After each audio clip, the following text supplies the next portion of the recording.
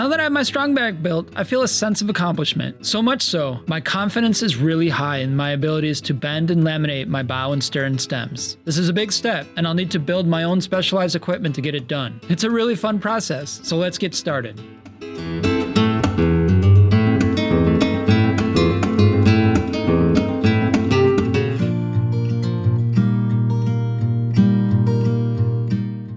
There are so many methods to bending your stems. I knew I needed to move quickly once the stems are steamed enough, so I wanted to build a steam generator so I had more control over the process. Here's how I did it. First, let's cover the process. I'll bend the inner and outer stems together on the stem molds. A solid piece of ash is impossible to bend without professional equipment, so the inner and outer stems are stripped into 3. Since the inner and outer stems are bent at the same time over the mold, you'll be bending 6 strips all at once. After bending is complete and the stems have dried, I'll laminate the 3 strips together. In the end, I'll have 4 stems, an inner and outer stem each for the bow and stern.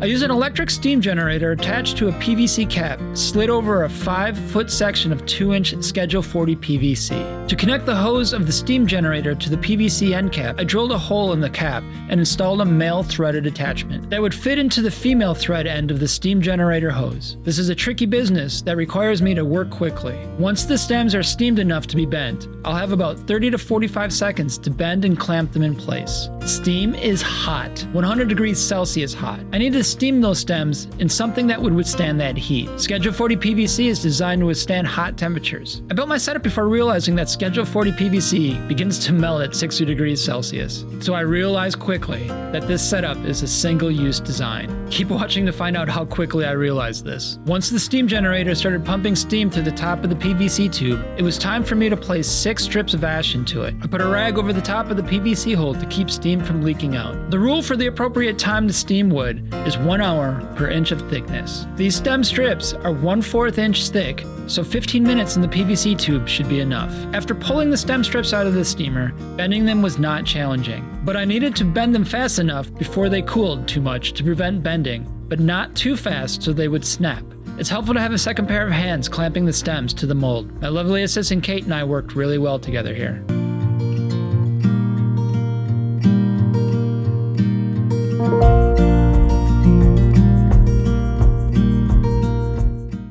After steaming, I realized the consequence of using Schedule 40 PVC. The tube melted slightly, and the attachment used to connect the hose from the steam generator melted into the cap. 24 hours later, I removed the stem strips from the mold and tied string between them so that they would keep their newly bent shape. Found out later that some bounce back will occur, but not enough to make it too challenging. After another 24 hours, it's time to glue the strips together to form the inner and outer stems. Canoecraft suggests using epoxy for this step. This will be my first time using epoxy for this build, so I chose a warmer day where I can have my work area well ventilated. Epoxy is expensive, and I briefly thought about using wood glue to bond the strips together. In the end, I followed the guidance of Canoecraft, though I believe I could have saved some money using wood glue instead. What follows is my process using epoxy. But this process is very similar if you choose to use wood glue instead. Epoxy is messy. I laid down a tarp to prevent a catastrophic mess in my workbench. This proved to be wise. To prevent the outer stem from being glued to the inner stem, I placed a layer of blue painter's tape over the top strip of the inner stem. Here I'm using West Systems 105 resin